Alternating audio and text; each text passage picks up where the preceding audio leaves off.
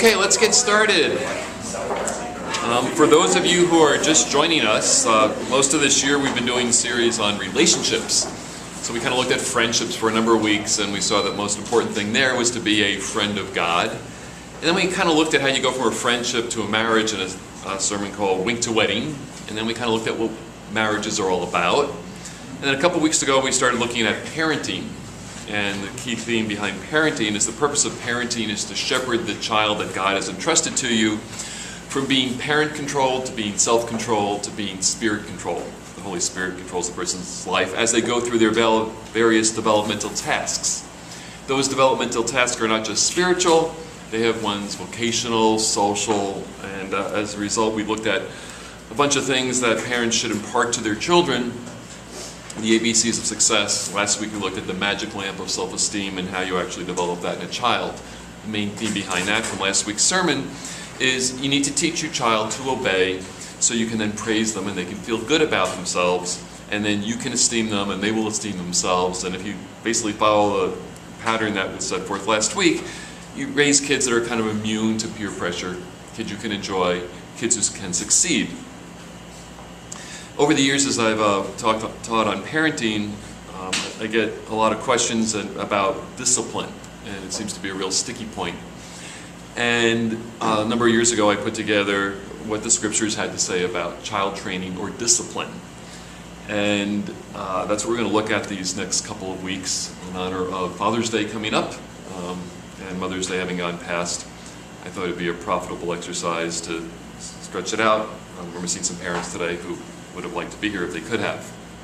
So we're going to look at biblical principles of parenting and discipline. And the verse at the top of your outline is Psalm 127:3. Children are a gift from the Lord, the fruit of the womb, a reward from Him. So children are supposed to be this good, great gift from God. And God is the giver of all good gifts, so kids must somehow be good. As I was growing up, I looked kind of around me, and as I got to the point where I was married, I looked around me, and I kind of took in all the data that I could see and put it together and said, there's no way I want kids. It's like they're horrible. They are huge infringements upon your freedom. If you think about it, they are expensive. They absorb all your free cash. They take all your ties, your belts, your clothes. I mean, it's like. It's not just the boys who do that, the girls do it too. So it's like, are kids really that great? And I did a little research on the subject of, do people like having kids? And I came up with some amazing statistics. It turns out that back in the 1970s, before most of you were alive, there was an advice columnist called Ann Landers. People called her an agony aunt. And people would write in with all these horrible stories and stuff like that. And one of the things she did, she asked the question, if you had to do it all over again, would you still have children? Now this is back in the days before the internet. So in order to reply to these surveys, you had to actually find a piece of paper, you had to write out your answer, you had to find an address, you had to write down the address, you had to go find a stamp, put it on there, and then you had to actually go to this thing called a mailbox or a post office and return it. She got 10,000 responses. 10,000 people felt strongly enough about this to actually go and mail a response. I don't know if anybody I'm aware of would actually go do that today. Answer a survey if it took that amount of work. But 70% of those 10,000 responders from all across America said, no, it's not worth it. We would not have kids again. Now, anonymously, that's what they would say. In person, oh yeah, kids are wonderful, we love them, they're great. And it was funny when I looked on the websites that, trying to find the actual survey itself, all the comments were, I know 4 other people and they all think having kids is great. And it's not socially acceptable to complain about your kids. About your mate, that's fair game. Guys and gals, they both do it all the time, but complaining about your kids, that's not, that's off limits. But anonymously, people would say it's not worth it. Now, this particular statistic, as I dug a little deeper trying to find the original survey, which I still haven't gotten my paws on, said that This survey shows up in textbooks to show an example of something that's not a scientifically valid survey, because the only people who would be motivated enough to respond were those who cared strongly about it, which I'm thinking, that actually tells me something wonderful. It tells me that people feel really strongly about this to a very large degree. When given the opportunity, they would say no. I mean, they didn't even offer a prize, box of Cracker Jacks or something for responding to this. So I dug a little deeper, and I came across a couple of quotes that I think are representative of much of what people feel, even though they aren't saying it. I hate being a mother. If you don't have kids, think long and hard before you do. Those TV commercials are lying to you. It is not a fairy tale. My kids are of toddler and preschool age. It's like 3 and 5 or so. They fight, scream, demand all the time. I am so unhappy. No one tells you how awful it is to be a mother. No one. Yes, they are those sweet little things that happen from time to time, but overall, it's terrible. I am so exhausted, I can't sleep at night. My nerves are shot from the kids constantly yelling, fighting, and having to explain, soothe, or whatever 24/7. I am tired. The amount of work that it takes to be a mom and a housewife is inhuman. I did start this series when I said that this is the most difficult, underrated, and underpaid job in the world. It's also the most important. Someone goes on to say, I never have a moment to just relax because I am thinking about what work has to be done. It's screwed up. Yes, I love my kids, but I hate mothering them. Whatever happened to, it takes a village to raise a child. For the most part, I am the sole caregiver. My husband works from early morning till they're almost ready to go to bed. He has social functions for work, and my opinion is that he has it real good. I had to give up my career and my entire existence for my children, and do you think anyone appreciates it? It's just expected. I didn't even get a Mother's Day present last year. I fantasize about running away from it all. It's too much. If I had to do it all over again, I wouldn't have any kids. And this sentiment is echoed. The number of hurrahs and amens she got on this were amazing. If you think this mellows as children grow older, apparently not. Not every parent is lucky. Or maybe instead it's not everyone is cut out to be a parent. Is it luck? Just being how you're cut out to be? If your children turn into something terrible, maybe it's just you're not supposed to be a parent. Remember, it's the parent's fault, be it through emotional or familial or socioeconomic circumstances. Basically, parents are the ones who produce their kids. Another reason you should think long and hard about what the future holds for you as a parent is this. Try having teenagers when they think they know everything. I have 4 kids, and I'm a single mom. My 2 oldest, I hate with a passion. They don't respect me. They fight with me. They use me, etc., etc. I'm ready to get a gun to kill them. Thank God the oldest doesn't live with me. It's the second oldest. His mouth is horrible. My 14-year-old and 5-year-old are scared of him. I wish he'd poof and disappear. Unbelievable. So whatever happened to their gift from the Lord, the fruit of the womb is a blessing from God? Were these people just not cut out to be parents? Or are they doing something wrong? I would submit that they are not following what God said about parenting. And were they following the manufacturer's instructions, they'd be a different story. One of the first point I started with on my outline is the benefits of biblical child training. First one is parental delight and peace. Proverbs 10:1. A wise son brings joy to his father, but a foolish son grief to his mother. And all the feminists say, boy, that's really typical. The guy gets the credit and the woman gets the abuse. Just that the mom has to live with the kid more. Wisdom, for those of you who are just joining us, is the choice of the right objective and the right means of obtaining the objective. There's a whole book in the Bible geared towards it. It's called the Book of Proverbs. It starts out with, hey, this book is about how to get wisdom and teach your kids the same thing. And when your children choose the right objective, parent, you can sit back and go, ah, yeah, that's good. And if they choose the wrong objective, they choose folly, or they try to go the right way and they do it the wrong way, then it does cause grief. We got letters from the college my sons attend this week, and actually this year, but we just got the letters this week, congratulating us on the fine job we've done with our kids because they've achieved Dean's List with high distinction.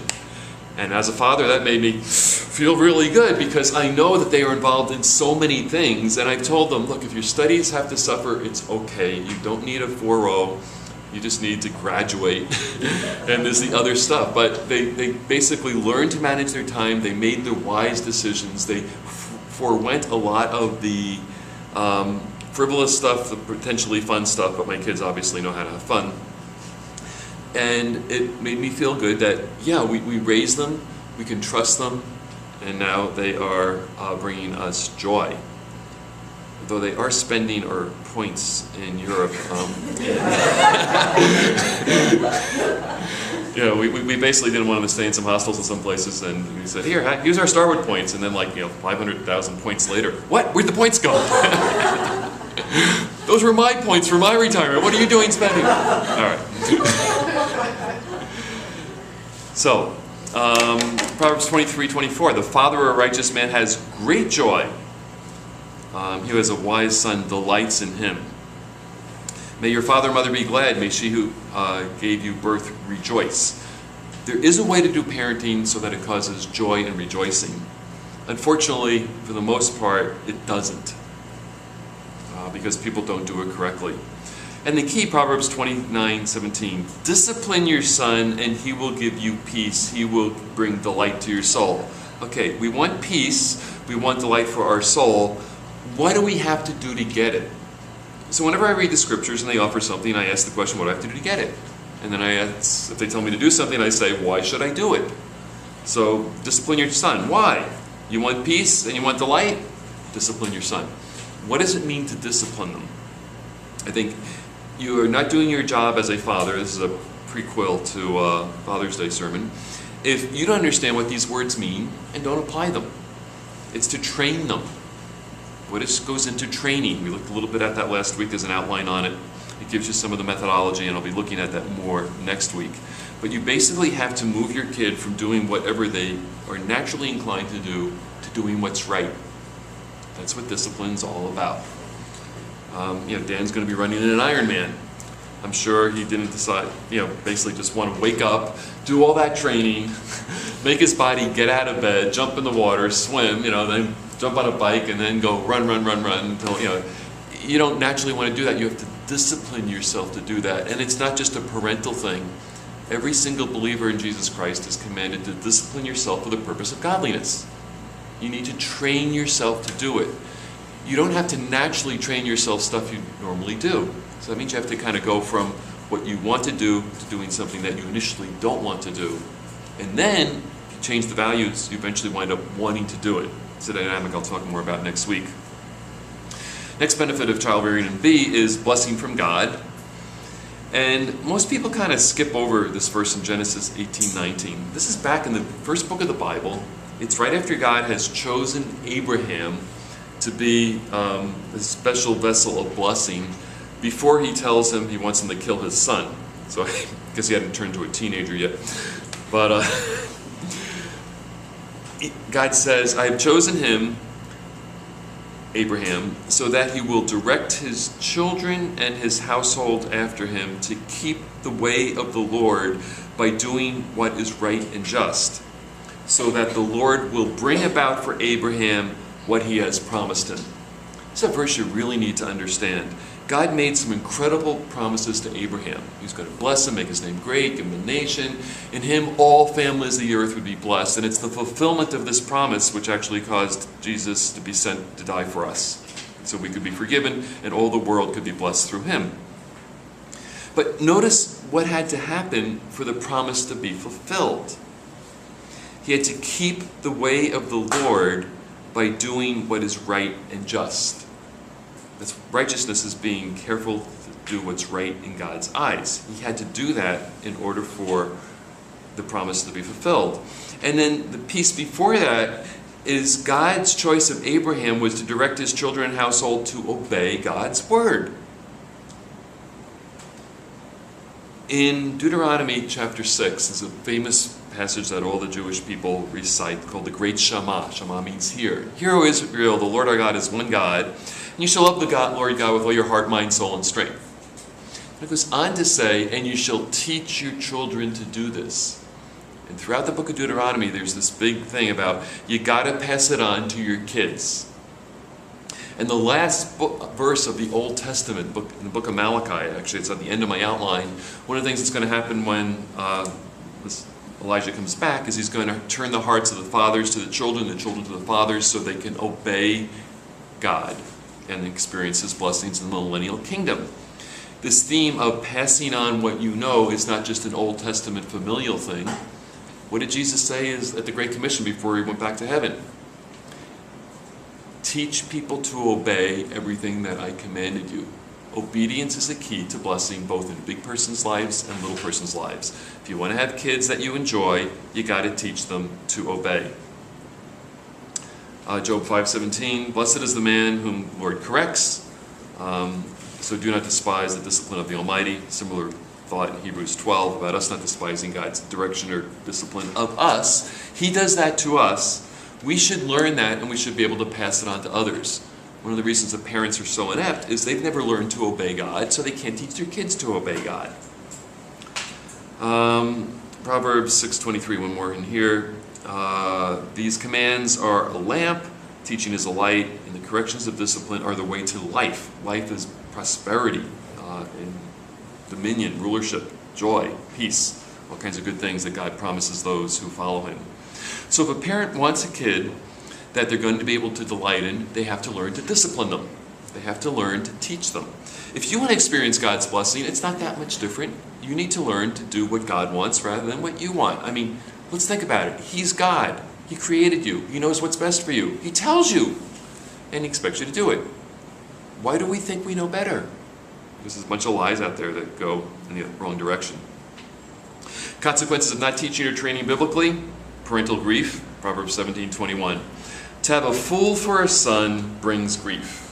There is no joy for the father of a fool. You have a son who does all the wrong things. He gets drunk, gets suspended from school, gets someone pregnant, crashes the car because he's speeding. He does all this stuff. Father goes, oh, it's such a joy to have a son that does this stuff. Obviously not. A foolish son brings grief to his father and bitterness to the mother, the one who bore him. I think one of the most grievous things you can experience in life is a kid who's a jerk. Because you made him that way. Not only is there someone that you love who has turned into this beast, actually they always were the beast, you just failed to train it out of them, but they also bring a bad reputation upon you. Children are the glory of a father, it says in another spot. A child left to himself, Proverbs 29:15, well, people are big believers in time out, disgraces his mother. When we were first married, Julie used to have to physically restrain me from talking to mothers in the grocery store when I saw their little monsters, pulling things off the shelf, throwing things at other customers. It's just like, I can't take this. And I thought of actually printing up cards like, parenting help, and giving them some place to go. Just, here lady, you need this, but then I thought it would even ruin her day more. Because if you tell a parent that their child is not doing well, even though the child is at that point, stabbing the mother, they will be more incensed at you than they will be at the fact that the child is doing that, because their worth and value is so bound up in this little bundle of idiocy that they created. So, parental grief, people earn it. Personal grief, the kid themselves will eventually say, how I hated discipline, how my heart spurned correction. And then it goes on later in Proverbs 5:23.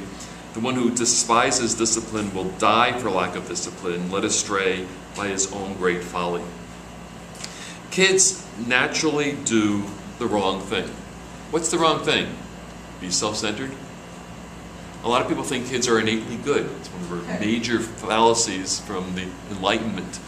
That they said, oh, man doesn't have sin, he's just innately good. So in my Western Civ classes, I'll just say, any of you know 2 and 3-year-olds? You know, you have a niece, nephew, 2 and 3, you've seen them in the grocery store, I know I have. And are they always like other-centered? Will a 2-year-old go over to another 2-year-old and say, oh, here, you don't have a toy to play with. Why don't you take my toy and play with it? No, they don't do that. It's always me, more, mine. And when they grow up, guess what? Me, mine, more. It's all, you know, it's like kids never get trained. So now we have a nation of adults that have basically been raised to be barbarians. Civilization's gone. I make a joke that this is, of course, called Western civilization.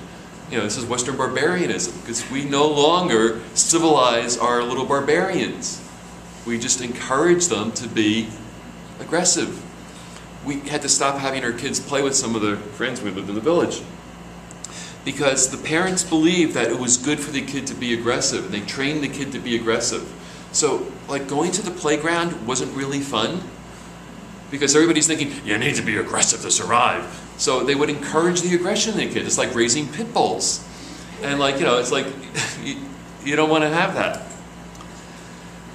Just to give you an example of stuff that the scriptures say in 2 spots of what gets linked with disobedience. Kids who don't obey normally have these other things. Romans 1:30, being a slanderer, that's an abusive speaker. They speak against stuff. And you know, the mouths on most kids are just unbelievable. God-haters, insolent, arrogant, boastful. They invent ways of doing evil. I just got an email this week from some of the guys I keep in touch with from my college days. And it was, has anybody tried smoking alcohol?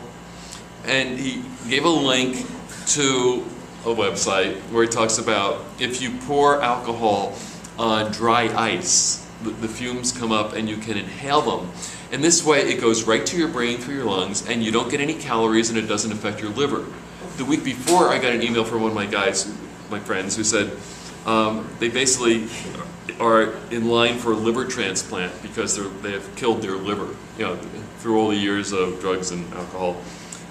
It's just basically the guy's going to die because the liver has all the enzymes you need to live, and if he doesn't get a liver transplant, he has a very high percentage or good chance of dying.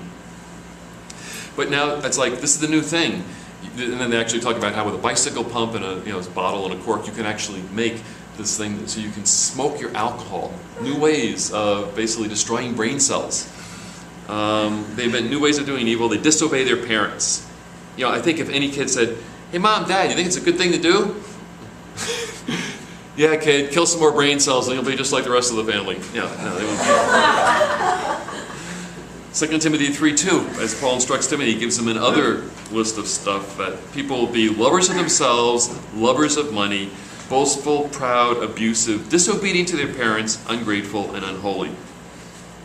So notice these are the list of things that are prevalent in our culture, in our people, and notice how they go hand in hand with being disobedient to parents. Parents' number one job is to teach their kids to obey. Number one command given to parents, or to kids, is to obey your parents. Used to be this thing called the 10 Commandments. I'm going to get to that in a few minutes. And if parents do not teach their kids to obey, they have failed their kid. That's what I call child abuse. They have failed their God. They have failed their calling as a parent. So, number 3. Parents are charged by God with the task of training their children, thus it's a moral issue. Moral means right or wrong. And I'm a big believer in looking at the commands that have my name on them. So husbands, that's me. Elder, that's me. Father, that's me. I pay, employer, employees, those fit together as well.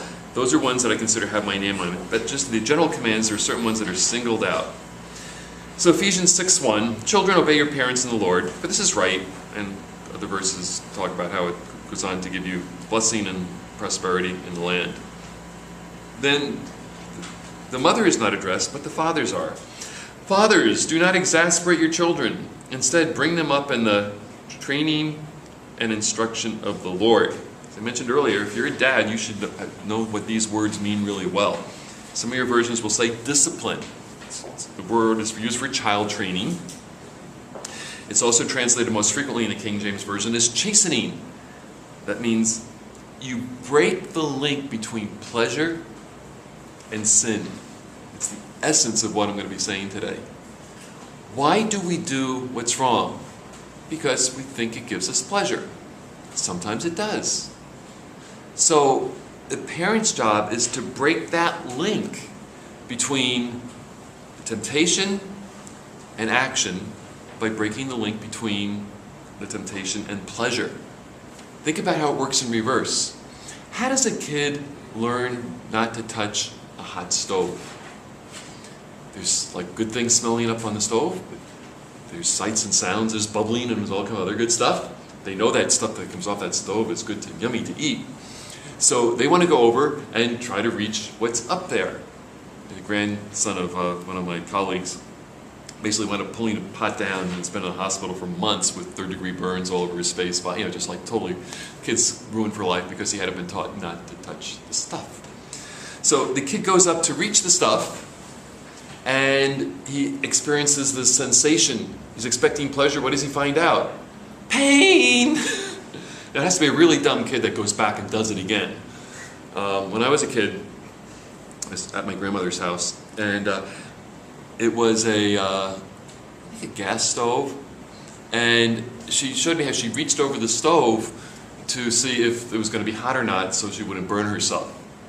So I went home and tried that, except it was an electric stove, and I put my hand on it, and I had a burn. I haven't done that since. It's like I learned. There was a distinct, no pleasure, all pain, and the thought of doing that now brings up the memory of pain, and I don't put my hands on stoves anymore, except to use the appropriate implements. So you got to break that link between pleasure and sin, and by introducing pain, negative consequences. It's that simple. It's Pavlovian. You can train a dog or an animal to do this. Somehow people haven't figured out they can train kids to not go after the wrong stuff.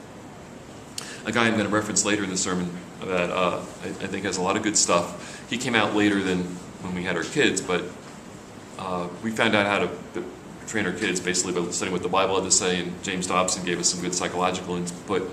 It's a book by Michael Pearl called No Greater Joy. He's been in the news. I'd encourage you to take a look at an article for next week that I'm going to talk about then. It's on your outline. And there's a story told where Johnny is going down a hill, and he's on one of these little tricycle things, and he's having a lot of fun, and he's getting faster and faster, and he's coming down into the road, and normally he can do that, but there's a car now coming, and the mother says, "Johnny, stop!" And little Johnny puts his feet down and stops. And then the car goes by, and little Johnny didn't get run over. He's living because he learned to obey. The parent taught him to obey. Somehow, obeying had a greater desire in his life than continuing onto the street and having fun riding his little bicycle. How did that happen? How was it that little Johnny got taught to obey? The parent broke the cycle between desire and pleasure. They taught the child to be self-controlled. I've kind of wondered, this is how children are raised around the world. Parents teach the kids self-control. But in our country, which is blessed with so many things, we've lost this. The great generation was raised to where if you were told, you're going to go and charge the hill, even though there's a German machine gun nest there, people would even overcome the desire for self-preservation for some higher good. You're demonstrating the Homeric ideal where a person lives for the greater good of society and honor and glory than the measly preservation of their own life. But we've kind of become, we don't have that anymore. And for some reasons it's good and some reasons it's bad. So I did a little research into, and I've done this before so it was easy to find, how we lost this training of our children. There's one other piece here too. Training, discipline, chastening, and the second thing that fathers are charged with is instruction or training of the Lord. And if you go and look at that word, it's getting them in the right mindset. So it's not just enough to get outward conformity. you really need to get mind change.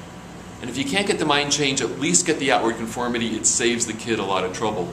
If you go the other way, you get both, you do even better. So how did this happen? There's an interesting guy that a lot of you have heard about called Dr. Spock, and I don't mean the well-prospered Dr. Spock on Star Trek. I mean the guy back in the 40s who wrote a book called something on common sense child rearing. And I was discussing this with Jill, and it turns out that her grandfather, who at one time was voted Parent of the Year, was responsible for promoting Dr. Spock. He headed up a conference that introduced Spock just the year before his book came out, and we have a lot to be sorry for. But anyway, Dr. Spock is an article called "How Dr. Spock Destroyed America." And the blame is not solely on his doorstep, because lots of other people jumped on the bandwagon. He just was the catalyst for it. And I want to quote from this a little more extensively, because I think it's really significant. In the last 50 years, our nation has taken a moral nosedive. That means we no longer do what's good, we do what's bad, and we do it well. Since 1960, the rate of violent crimes has more than tripled. This is written in 2009. Every day, there are news reports of heinous crimes unheard of in America a generation ago. Children murder their playmates, they murder their teachers, and they murder their parents. Teenage mothers abandon their newborn babes in trash cans. Every year, students commit carnage on their classmates. Our culture has sunk so low that children are no longer safe with their teachers, in school, or church due to child abuse issues. Scores of men and women are arrested every year for preying on the children under their care.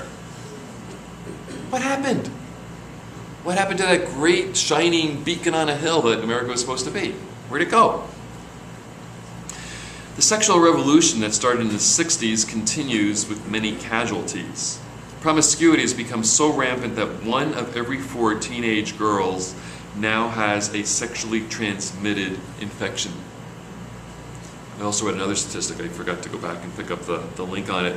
But 20% of singles have incurable sexually transmitted diseases. There's no cure for them. In the last 5 decades, practices have become so deviant that the number of distinct STDs, sexually transmitted diseases, has risen from 5 to more than 50. A sudden increase of 1,000%. Obsession with sexual violence has brought a 318% increase in sexual assault. Our nation is in severe moral decline, and the descent is not slowing. It just gets worse and worse. The root of the decline in America is not that difficult to deduce. When a society becomes out of control, it's because its members elevate self-indulgence and lack of self-control. It's that simple. The things that our culture values is self-indulgence and a lack of self-control. Where are you going to learn it? The parent is supposed to teach it. And the key to success in the spiritual life is basically being able to be self-controlled. It's that simple. Because if you're not self-controlled, you're not going to be spirit-controlled. The Holy Spirit is not going to come in, violate your will, and make you obey.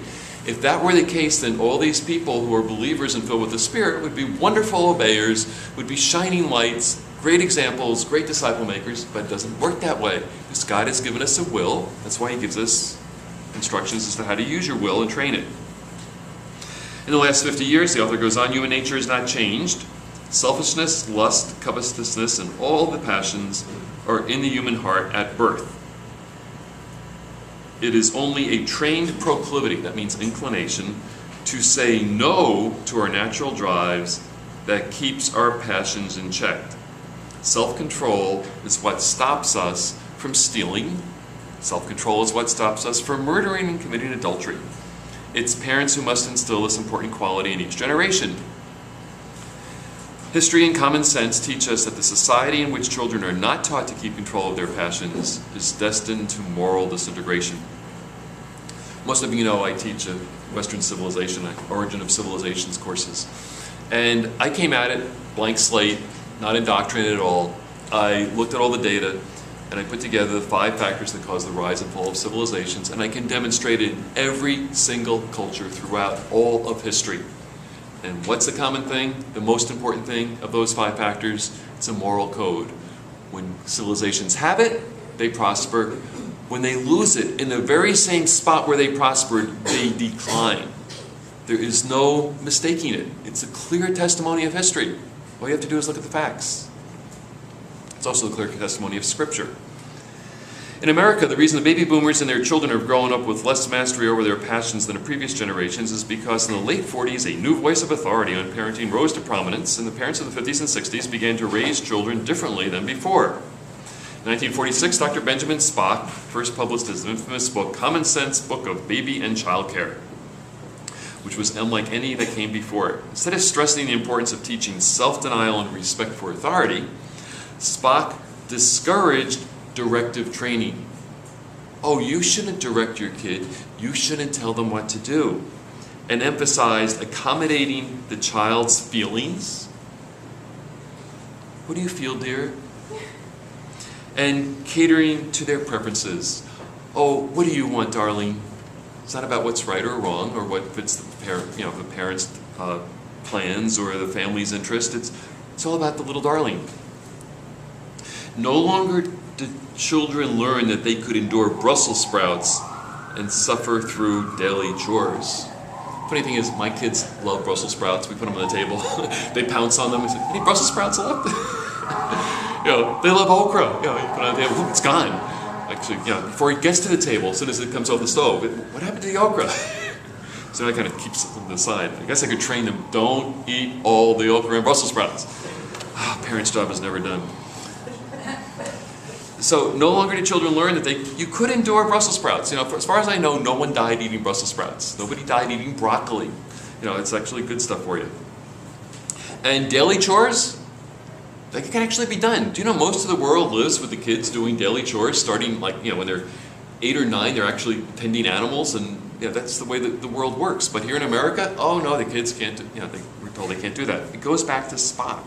Using Spock's approach, parents began to feed self-indulgence instead of instilling self-control. That's going to be the theme of this. Homes were becoming child-centered. Husband, shut up. Let's hear what the kid has to say. It's funny. Every time of the year, I remember this.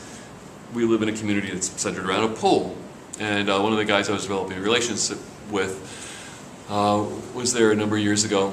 And his daughter was doing something she shouldn't do. Something that was actually dangerous. It was disturbing to other people and everything, and he tried to stop her. The kid shrieked. Ah! The mother attacked the husband verbally for infringing on the kid's right to, basically be a nuisance to the rest of and harm herself. They're now divorced, but he's probably a whole lot better off than he is. But I just shudder to think what this child has been raised to be. We were talking, and some of you know we have a walkout basement. And so there's a bottom level, and you can actually get out through the basement, get outside.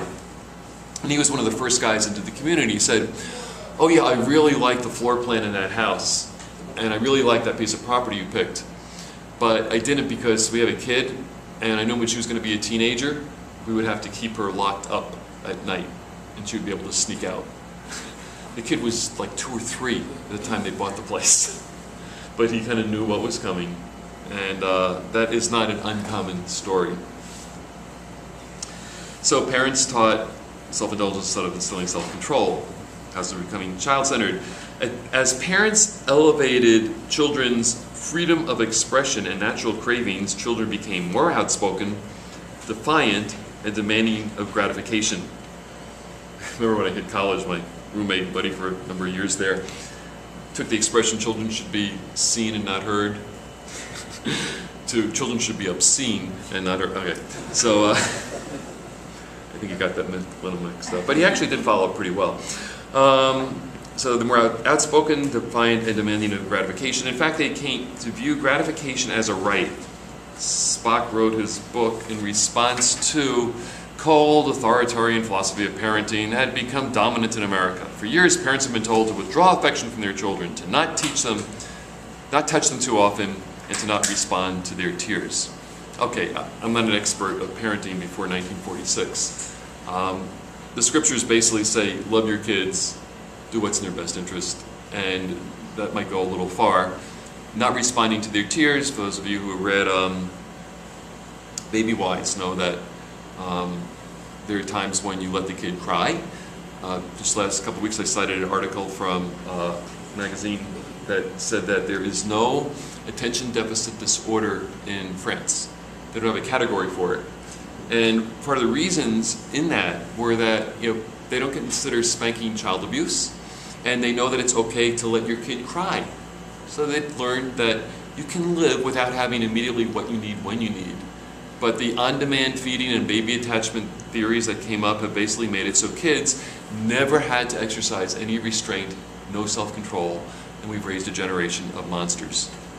Now, the parents that came out of Spock's generation are the ones who raised this next generation, and it just keeps getting worse and worse. Understanding that children had not been encouraged, gasp! Fathers held a minor role in their care. Spock basically wanted to address these things because they distressed him. They upset him, so children need tender affection, understanding, and respect. However, he went overboard. He actually tried to correct it in 1957. He said he didn't succeed. Spock's solutions reflected total ignorance of the hedonist bent of the human nature, basically pleasure-seeking, fostered an over-elevated sense of self-importance in children, which is why they don't have self-esteem. I talked about that last week. Homes became hotbeds for narcissism, entitlement, and victim thinking. In the early 60s, under Spock's influence, parents were watching their children become sassy, contentious, in increasing numbers, and they were seeing them become juvenile delinquents and criminals. Ann Coulter does a wonderful thing where she basically looks at the prison population of the United States, which happens to be the one thing we rank first in, incarcerated people. It's like, we used to be first in other things, but now that's all we got. But as long as we got it, we're number one. And she, after controlling for factors like race and socioeconomic things, she said 90% of the people are in prison come from one-parent families where they weren't disciplined. God basically designed it so you'd have two parents to gang up on the one kid. And now the tide has turned. They outnumber the parent, and the woman with 4 kids basically wanted a gun to kill him. Crime rate started to crawl up as a result of this parenting. SAT scores began to drop. They keep adjusting the SAT scores because people keep doing worse and worse and worse.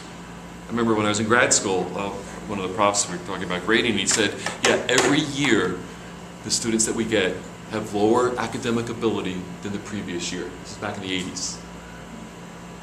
It's a function of kids not being taught to sit down and do what you need to do. Teenagers began to exercise less moral restraint, revealed in increasing contempt for authority. The free love hippie movement and student protests were inevitable for children who had been raised to think too highly of themselves. I grew up in this generation, so I totally relate to this. Is there any surprise that Spock himself participated in protests, was arrested, blah, blah? Spock actually goes on to run for vice president. Turns out he's a socialist, so he doesn't really have a good grasp on reality and what works, but he, 72, his imbalanced view of child rearing became greatly apparent when he entered the race as a socialist. Anyone who embraces socialism is clueless as to the key elements of proper parenting, which is personal responsibility. People are responsible for their actions. It's bad on biblical theology to say you're not responsible, because God holds us responsible, gives us the responsibility, tells us to make a choice. As Joshua said, hey, choose this day who you're going to serve. God says in Deuteronomy through Moses, I set before you life and death. Pick your consequence. It's your choice. And everything is really a product of the choices that we've made. Since its introduction, the book has sold over 500 million copies, translated into more than 40 languages, and according to Dr. Spock's website, it's second in sales only to the Bible. But when your typical parent, is there, particularly your mom, having a kid, what are they going to turn to? Unless they know their scriptures, they're going to turn to Parenting Magazine or someone who's following in Spock's vein, the parenting du jour philosophy. Another thing that happened around the 60s that is worth noting is the removal of the 10 Commandments from the classroom. So when I grew up in school, we started each day with Pledge of Allegiance and the Lord's Prayer. In public schools, they also had scripture readings. I had a class on that later. and now that gets removed. In 1948, the Supreme Court used the non-establishment argument to outlaw a time for school prayer. In 1962, the Supreme Court again declared that prayer in school was unconstitutional.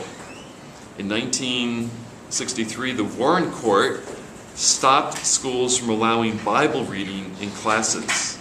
In 1980, the Supreme Court declared the posting of the Ten Commandments in a school classroom violated the Constitution of the United States. I give you the ruling.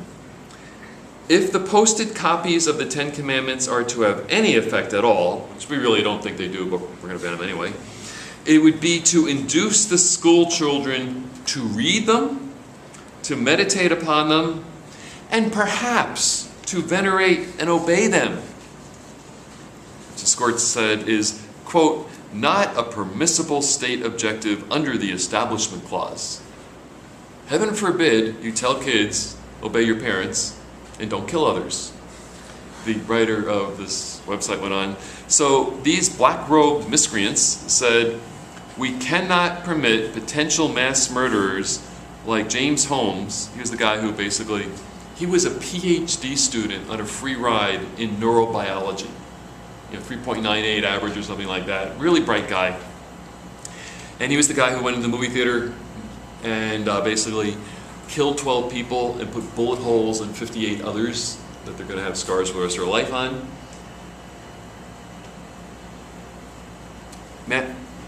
They cannot permit potential mass murderers like James Holmes to read or meditate on God's prohibition, thou shalt not murder, as part of their education.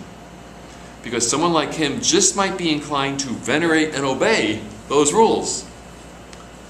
And would not go on a midnight shooting rampage, leaving a trail of dead bodies in his wake. No, we can't be having that now, can we? So the elimination of any moral code, combined with the permissive parenting via Dr. Spock, has created a group of people who do whatever they want. Now, we have a choice to do what God wants or what we want. If you've changed your values and what God wants and what you want are the same thing, you do really well. You'll live happily ever after. If you just change your outward conformity to God's Word, you're going to do better than you would if you didn't, but you really need to get to the value change, and that's the part of parenting that I want to talk about more next week as well. I'll touch on a little bit this week. Scriptures say a verse later, the rod and reproof give wisdom. Discipline, breaking that temptation, pleasure, connection, and reproof, bringing to light why it is not good to do that particular thing, make it good. I asked a bunch of parents for input on things that they've observed and the people around them, because I tend not to hang around people with bratty kids, what advice they had or what issues they wanted to see me address. And one mom responded that the issues are wide-ranging, pretty typical. They don't think that biblically training their kids will work. I'm going to talk more about this next week. Because they've tried to discipline their kids and they encounter pretty severe resistance from the kids. So they back down right away and revert to giving their kids whatever they want, or resort to diverting their kids' attention and consider their kids' bad behavior to be inevitable. So if the parent says, child, I want you to do this. It benefits yourself, me, the rest of the family. It's wise, God wants you to do it. Kid says, no. Parent says, okay. They don't necessarily do it that easily, but most of them just roll over for lots of reasons. I'll talk a little bit more about them next week. But instead of their training their kid in self-denial, they are actually training their kid in self-indulgence. They're training their kid to resist them. They have lost the battle. And they're raising a kid that's going to give them grief for the rest of their life. So, fathers, you have the primary responsibility. Moms, you are also have a responsibility as well. First from Scripture, Colossians 3:20. Children, obey your parents in everything. This pleases the Lord. So, okay, do you want to please the Lord? Obey me. Listen to this voice. This is the voice of your father. I used to brainwash my kids when they were growing up. You will obey this voice. It didn't really work that well, but it was thought I'd try it. Fathers, do not embitter your children, or they will become discouraged. Oh, heaven forbid. We don't want to have them become discouraged. And the word is they basically lose heart, because fathers can be too strict, too overbearing, and treat their kids like employees. But Paul gives in 1 Thess 2:11 a better model. He says, "You know how we dealt with each of you, as a father deals with his own children, encouraging, exhorting, comforting, admonishing, and urging and charging you to live lives worthy of God who calls you to his kingdom and glory." One of the things that we try to do with our kids, and I'll talk more next week about this, is help them put a bigger focus on their moderate disappointment. Paul encouraged the Thessalonians in all the means that he had to live lives worthy of God, because there's something that God has in store for those who live worthy lives. It's called his kingdom and glory. It's a future reward for those who do it. Moms also have a responsibility. Listen, my son, to your father's instruction, and don't forsake your mother's teaching. Dad and mom should be a team on this. They need to provide a united front, because kids are really brilliant at exploiting any opportunity you give them to divide and conquer. Proverbs 31:1, the sayings of King Lemuel, which most people think is Solomon, oracle, his mother taught him. So she was teaching, both dad and mom teach. He has said to the Thessalonians also, "We were gentle among you like a mother caring for her children." And women who could put on a list are those who we know well known for their good deeds, such as bringing up children. Okay, the most helpful thing parents can do for their kids is to have an exemplary walk with God. The apple does not fall far from the tree. The parents walk with God, the kids will walk with God. And I might have mentioned last week, we were kind of gratified as we were listening to our kids plan the trip. One of the first things when they got on their conference call, because they were all over the place when they were doing this, they said, "Okay, we need to plan out our days. We're going to figure out how much time do we want to have for our quiet times." We never told our kids, "Kids, you must have a quiet time that goes this amount of time." They decided that they were going to do it. And then later I heard them say, "Okay, does everybody have an app for their quiet time? Do we have a backup New Testament in case something goes wrong with our app?" I'd like to contrast that with one of my colleagues who is a pastor, and he was describing what happened when his son went off to college. So here he has raised this kid all his life with a, quote, godly mom, godly, they're above average in terms of people in ministry. When their son goes off to college, which they sent him to a Christian college because they weren't sure if he was going to last or not, he packed up everything in his room, took off. When the father goes back into his room, and there in the floor, in the center, is his Bible. "I am deliberately leaving this here. Stick it." Think about that. This is a guy who's like, he knows the scriptures. The father is, helping others grow, but something went wrong, and Jill and I were talking about it. And by and large, the guy is more of a religious guy. The model might have been more, I don't know, I don't live in his house, more of a religious thing than a reality thing. But I know my kids are really careful to make sure that they spend time with God, looking at what his word said, figuring out how it applies to their life, and challenging each other to do the same thing. So the most helpful thing a parent can do for their kids is have an exemplary walk with God. I'm really fond of quoting a story about Susanna Wellesley at this point. She had 12 or more kids. I can't remember how many. How many? 17 kids. Woo! This is back in the days before Pampers, all right? So this was super heroism. And she raised all of them, I'm not sure how the rest turned out, but 2 of them made a huge impact. John and Charles Wesley, we still see their songs. They founded Methodism, which in its initial generation was excellent, helping people learn the scriptures, apply them, and teach others to do the same. And the only time she could have her quiet, she had a husband who was a pastor, who was a total dolt. And she managed to basically raise these kids in spite of him. He was just a drain on the family, just totally ignored his responsibility.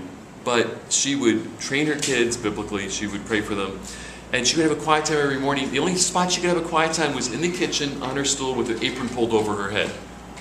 There's no other spot to go. That was basically the extent of the house was the kitchen, a bunch of bedrooms around it. And the kids knew, don't disturb mom when she's having her quiet time. or she'll probably hit you with her frying pan.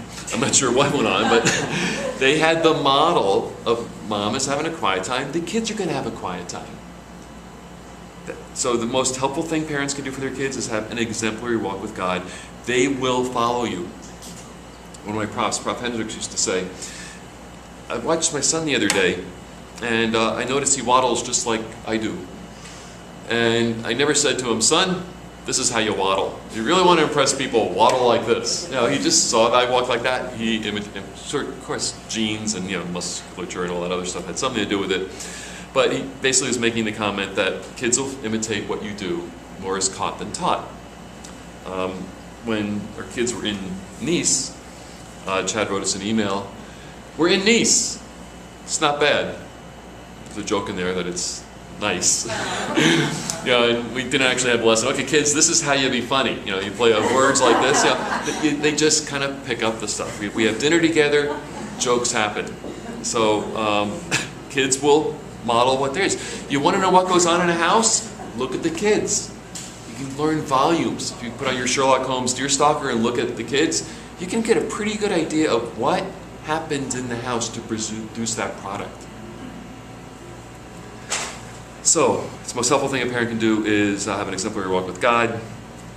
As Moses told the nation of Israel just before they entered the promised land, be careful and watch yourselves closely. This is very applicable to us today.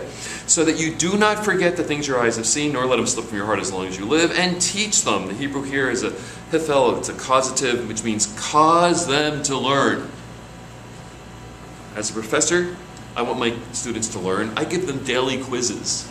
At the beginning, they hate me for it, but I want them to learn. Reviews at the end.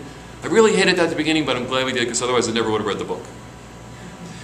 Little test. Telling your kids is no substitute for causing them to learn. Well, I told them. Yeah, but did you model it? Did you train them? Did you teach them? Did you test them? Do your kids really obey?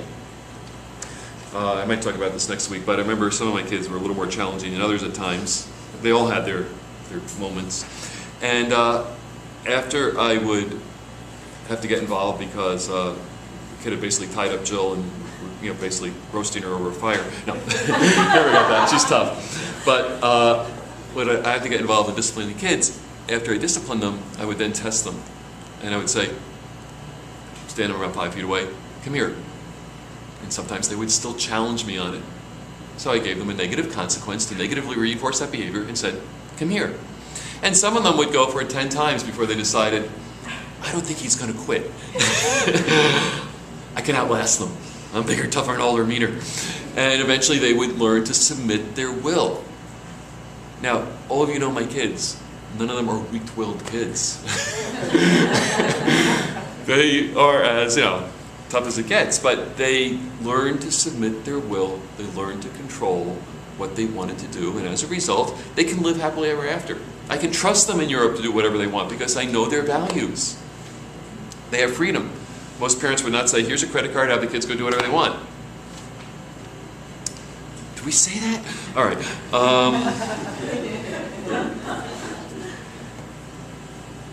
Okay, so teach them, cause your children to learn, and their children after them. And then, this is God speaking. Oh, that their hearts would be inclined to fear me. Keep my commands always, so it might go well with them and their children forever. As I talked about last week, it's by the fear of the Lord that people depart from evil. If they don't fear, they don't depart. And God wants His children, and you, big people, are His children as well, to fear Him. If you don't fear God, there's something wrong. Yeah, God loves us, cares for us, wants what's best, but the God of the Scriptures is a fearful and awesome God who, I need to mention, I mentioned this last week, Genesis 6, He wiped out all the planet but 8. And then Numbers 13:14, He wiped out all the adults of the nation of Israel. It took Him 20 years to do it, except for 2. Out of 2 million people, 2 get left. The rest get disciplined for their disobedience. Yeah, He's patient. Yeah, He's kind. Yeah, He's compassionate. Yeah, He's loving. But don't mess with Him. Do it His way, that it might go well with you and He can bless you more. Remember He said to Abraham, obey me so I can bless you. D, I'm not going to have time to do this. Oh, I should. Oh, it comes from my favorite verses here. Parents must tend to their own growth first and then fulfill their responsibilities before God. just like Jesus' parents did in Luke 2. Zechariah, if basically says your relationship with God is higher than your relationship with your kids. If anyone prophesies, his mother and father to whom he was born will say to him, "You must die because you have told lies in the Lord's name."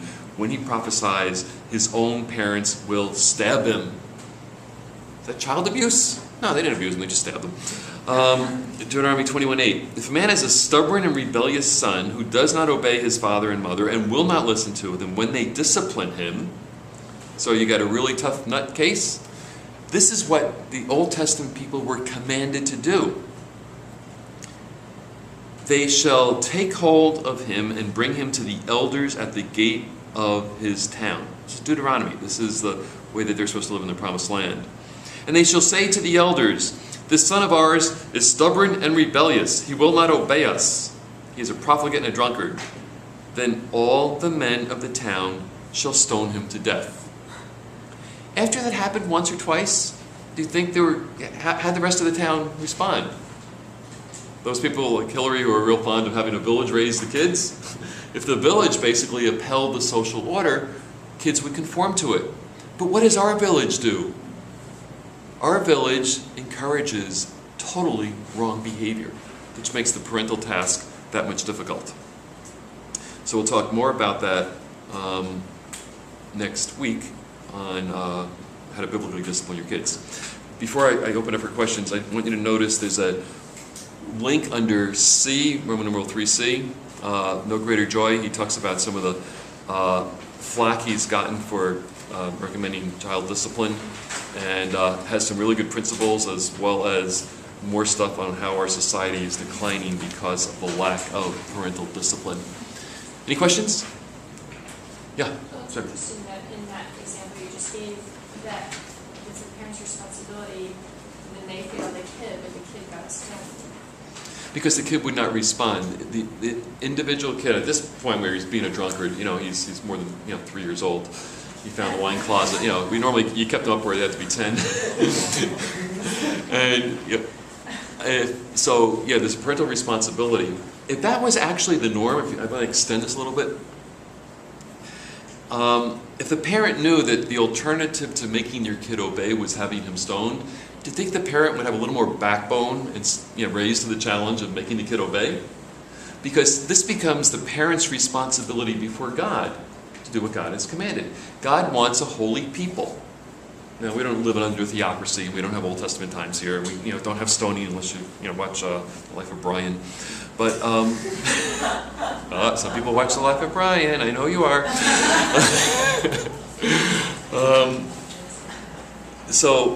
We don't do this. But if that were the option, and people realize that you are basically setting your kid up for a fate that is really unpleasant by feeling this. We have more discipline. But the kid has an individual responsibility. But the parent has to do their job first. Yeah, Gary. Just a question. We have in this room, say, 5 parents. What is the key takeaway that the rest of us can take away from this? The key takeaway for the rest of you, you need to develop self-control. You need to inhibit your natural desires to do what is in your own interest and consider what is in the interest of God and the interest of others. It's the key to joy. It's the key to getting blessed. Yeah. So statistically, pastors and teachers have the worst children. Mm-hmm. What do you think that you got out of the Bible that other pastors don't? That you I read it. See, I was raised in a basically Catholic but non-Christian environment. So when I approached the subject of parenting, having come from horrible parenting, I basically said, okay, what do you have to do this? A lot of people just went to the default of what was done with them. I went to what the scriptures had to say, and I actually happen to believe the scriptures. If God said it, it's doable, and I'll try to do it. The other thing that the pastors' kids and missionaries' kids have, which I don't have, is they have a lot of social pressure from the group to be hypocrites. You people don't expect me to be nice because you just know it's not going to happen. But other people expect pastors to be nice. And as a result, there's a hypocrisy that develops in pastors' families because you have to put on the front. And I purposed that we were going to be real with our kids. And so we didn't have this hypocrisy issue. So that's a major flaw in clergy families. The expectations of a congregation, they ruin clergy families because of that. But then the pastor has caved into it because hey, that's his paycheck. Yeah, I mean, just having a pastor in our family, he gets pulled outside of the family to do all these things outside the family for the church, not recognizing his first responsibility is to God, and then the second responsibility is to his family. So his family is losing out at the expense of his congregation. Yeah, I purposed, way back when. The thing I cared first about was my relationship with my wife, then my kids, and then there was the ministry piece. Ministry is like, if it happens, it happens. When I came to New York, my thing was, I am going to live biblically. Any ministry is just icing on a cake. I'm going to survive living biblically. Other people don't necessarily have that. They want the bigger churches. They want this. They want that. Yeah, so a lot of them are seduced by that stuff. I'd seen the other side, so the other side is like, I know it's not worth it. And a lot of them haven't seen the other side. A lot of guys who go into the ministry are raised in that thinking, oh, life is better on the other side, and they just kind of buy into the other side's values.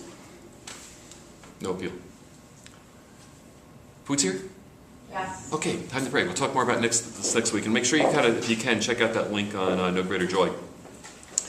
Heavenly Father, thank you that you give us your word to guide us in doing the things that are beneficial to ourselves and bring glory to you.